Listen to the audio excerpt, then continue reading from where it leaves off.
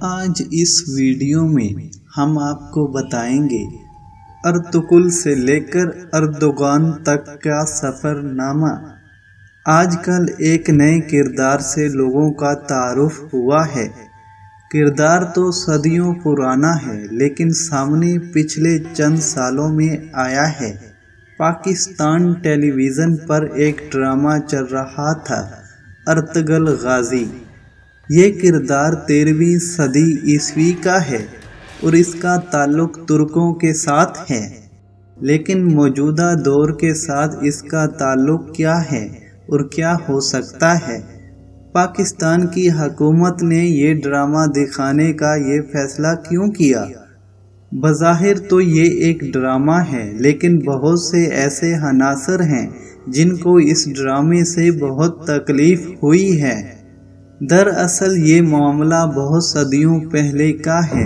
13ویں صدی میں جب چنگیز خان کی قیادت میں منگولیا سے نکلنے والے منگول تاتاری یہ مل کر مسلمانوں اور یورپین پر حملہ کرتے ہوئے چین تک گئے اور منگولوں نے بے شمار ملکوں کو فتح کیا اور بہت زیادہ تباہی پھیلائی۔ منگول خوارزم کے علاقے تک گئے جو مرکزی ایشیا کا علاقہ ہے۔ جب منگول خوارزم کے علاقے میں گئے تو وہاں پر ایک مضبوط سلطنت تھی، اس کو بھی انہوں نے تباہ کر دیا۔ خوارزم کی سلطنت کو تباہ کیا تو وہاں سے ایک قبیلہ تھا جو اس علاقے کو چھوڑ کر بھاگا۔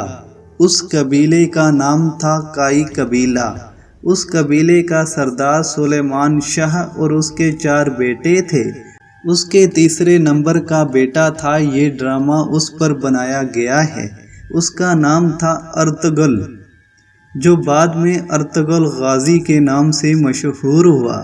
ارطغرل قافلے کے ساتھ موجود تھا، اس کے ساتھ 400 خاندان اور بھی تھے۔ جب یہ دریائے فرات کو عبور کر رہے تھے تو وہاں سلیمان شاہ ڈوب کر مر گئے۔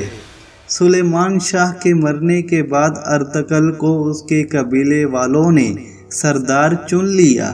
اس کے بعد ارطغرل اپنے چھوٹے بھائی کو لے کر اپنے 2 بڑے بھائیوں سے الگ ہو گیا۔ ارطغرل ترکی کے علاقے کی جانب چلتا گیا کیونکہ وہاں پر ترک سردار رہتے تھے۔ جب یہ انقرہ کے قریب سے نکلے تو انہوں نے دیکھا کہ 2 فوجوں کے لشکر لڑائی کر رہے ہیں۔ ان میں ایک فوج سلطان علاء الدین کی تھی جو کہ مسلمان تھا اور دوسری فوج غالباً تاتاریوں کی کہی جاتی ہے۔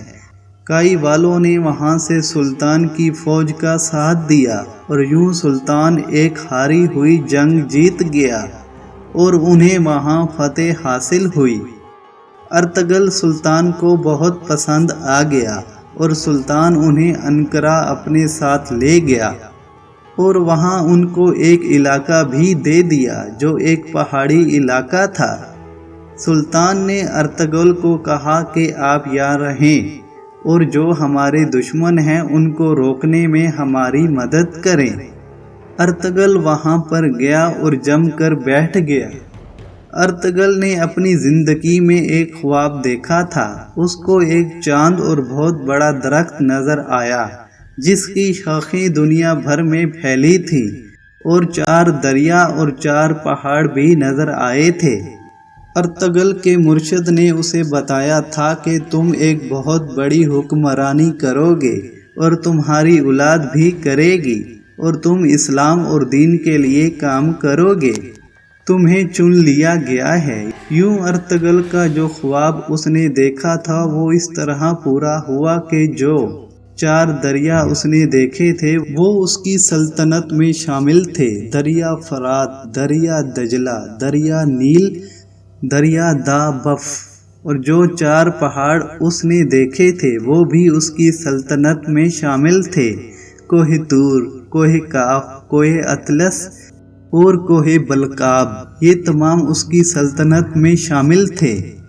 ارطغرل نے آس پاس کے علاقوں کو فتح کرنا شروع کیا اور کرتے کرتے یہ اپنی سلطنت بناتا گیا اور پھر ایک وقت آیا کہ اپنی وفات سے پہلے یہ بہت طاقتور ہو گیا، اور پھر اس کے مرنے کے بعد اس کا چھوٹا بیٹا عثمان، اس نے اپنے باپ کی جگہ لے لی۔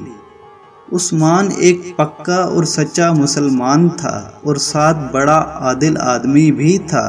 اس شخص نے فیصلہ کیا کہ وہ خلافت کو زندہ کرے گا۔ اس مشن کو لے کر عثمان نے اتنی ریاستیں فتح کی، یہاں تک کہ اس کی حکومت 3 براعظموں تک پھیل گئی، جو کہ خلافت عثمانیہ کہلائی جاتی رہی۔ حجاز مقدس بھی ان کے پاس تھا، اور آج تقریباً 40 ممالک موجود ہیں جن پر عثمانیوں کی حکومت تھی۔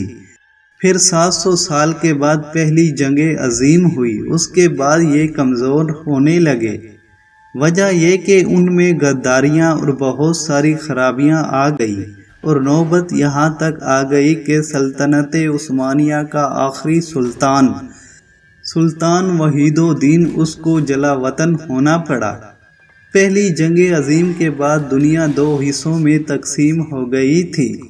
ان میں کچھ ممالک برطانیہ کے ساتھ تھے، ان میں امریکہ، آئرلینڈ، فرانس، روس، اٹلی اور دیگر کئی ممالک شامل تھے، اور دوسری طرف جرمنی اور دیگر آس پاس کے ممالک ترکوں کا ساتھ دے رہے تھے۔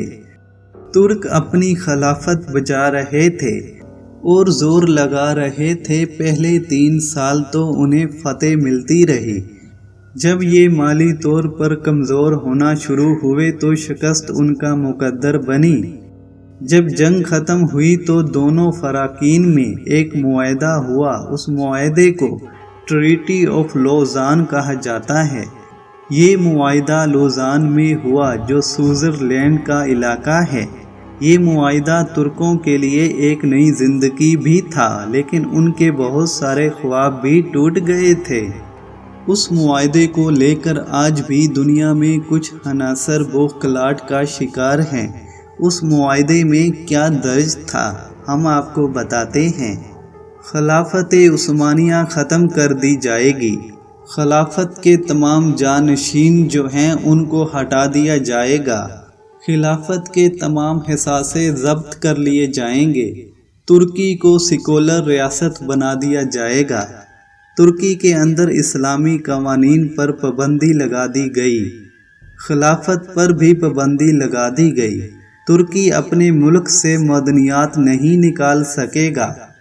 ترکی کو معدنیات خریدنی پڑیں گی۔ بسپورس بندرگاہ کو انٹرنیشنل پانی قرار دے دیا گیا۔ یہ معاہدہ عالمی سطح کا معاہدہ تھا۔ اس کی مدت 100 سال تھی، یعنی 100 سال تک ترکی اس معاہدے کی کسی شخص کی خلاف ورزی نہیں کر سکتا۔ یہ معاہدہ ہوا تھا جولائی 1923 کو، اور اب جولائی 2023 میں ترکی اس معاہدے سے آزاد ہو جائے گا۔ ایک آزاد ترکی کیا حاصل کرنا چاہتا ہے؟ یہ ایک سوال ہے جس کا انتظار کیا جا رہا ہے۔ طیب اردوغان وہاں پر موجود ہیں۔ وہ اب دنیا کو ایک مختلف نظر سے دیکھ رہے ہیں۔ وہ مسلمانوں کی آنکھ کا تارا بنے ہوئے ہیں، اور ایسا لگتا ہے کہ وہ مسلم دنیا کی قیادت لینے کے لیے جدوجہد کر رہے ہیں۔ ایسا لگتا ہے کہ ارطغرل کا کردار اس لیے دکھایا جا رہا ہے کہ جو لوگ اس کو دیکھیں وہ دوبارہ سے کوششیں کریں، ہمت پکڑیں کہ جو کھویا ہوا مقام ہے اس کو دوبارہ حاصل کیا جائے۔ کیا دنیا ترکی کو ایسا کرنے سے روک پائے گی، یا پھر دنیا کو وہی کرنا پڑے گا جو ترکی چاہے گا؟ پوری دنیا پر 700 سال حکومت کرنے والی عثمانی سلطنت کیا پھر سے بحال ہو پائے گی؟ یہ ہم جانیں گے 2023 کو۔ یہ ویڈیو اگر اچھی لگی ہو تو اس چینل کو لازمی سبسکرائب کر کے ہمارے ساتھ جڑے رہیں، اور اس طرح کی معلومات آپ تک پہنچتی رہے گی۔ شکریہ۔